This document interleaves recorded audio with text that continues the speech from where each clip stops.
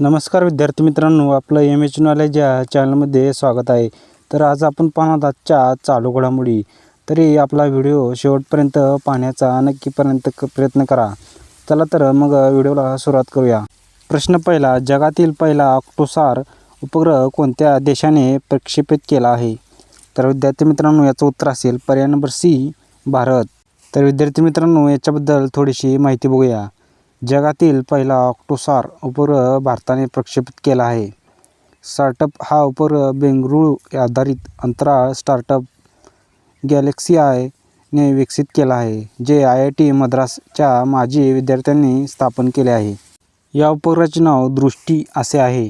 प्रक्षेपण तारखेची 3 मे 2026 रोजी हे प्रक्षेपित करण्यात आले आहे.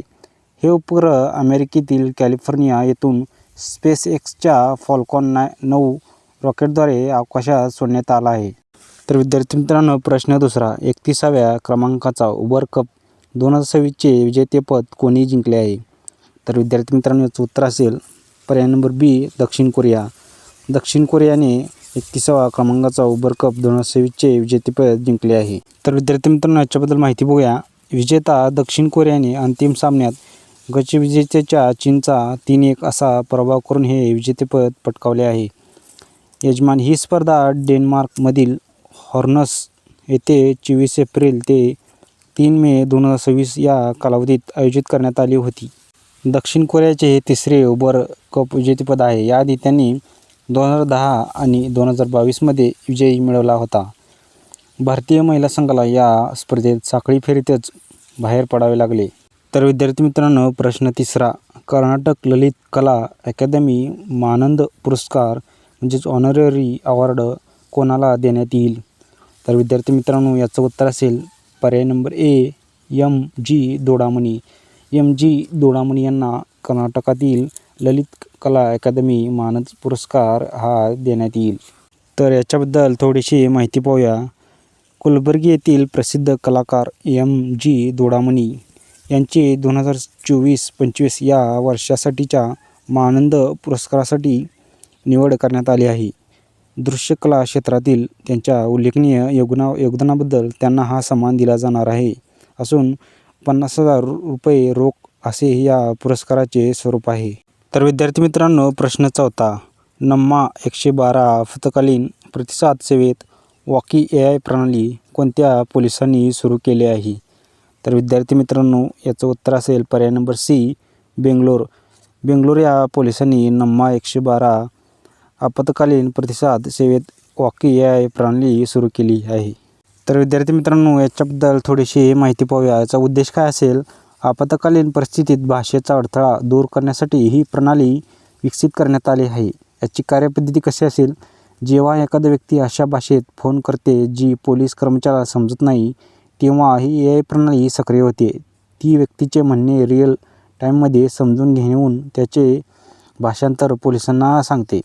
तर विद्यार्थी मित्रांनो, पुढील प्रश्न क्रमांक 5वा, भारतातील पहिला लिथियम आयन बॅटरी आणि रेअर अर्थ मॅग्नेटिकसाठी एकात्मिक पुनर्वापर प्रकल्प कोणत्या राज्यात स्थापन करण्यात आला आहे?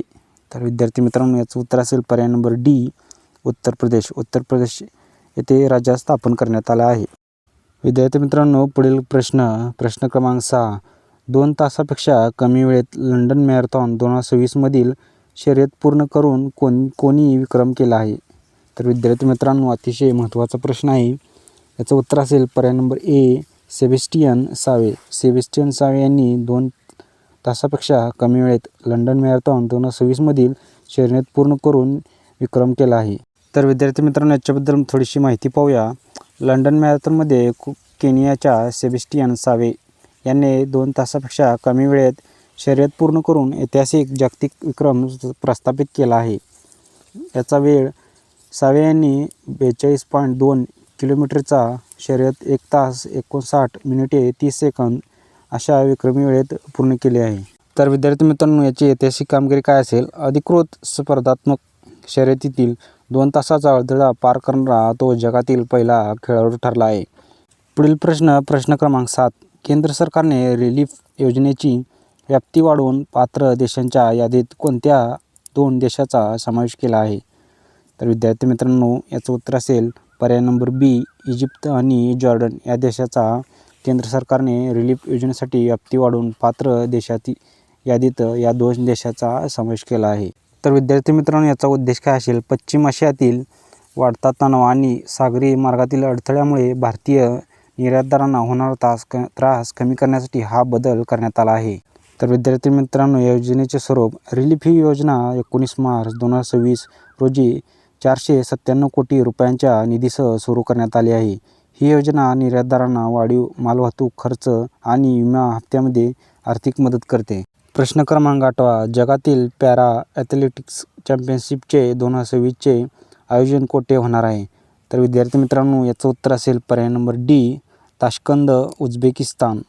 ताश्कंद उझबेकिस्तान येथे जगातील पॅरा ॲथलेटिक्स चॅम्पियनशिपचे 2026चे आयोजन होणार आहे. तर विद्यार्थी मित्रांनो प्रश्न क्रमांक 9 नुकतेच तुर्कमेनिस्तान या देशाने किती वयोगटाखालील मुलांसाठी सोशल मीडियाच्या वापरावर बंदी घातली आहे? तर विद्यार्थी मित्रांनो याचं उत्तर असेल पर्याय नंबर डी, 15 वर्ष. तर विद्यार्थी मित्रांनो प्रश्न क्रमांक 10 नुकतेच भारताने कोणत्या देशाला आरोग्य मैत्री क्यूब भेट दिली आहे? तर विद्यार्थी मित्रांनो याचं उत्तर असेल पर्याय नंबर सी, जमैका. जमैका या देशाला भारताने आरोग्य मैत्री क्यूब भेट दिली आहे.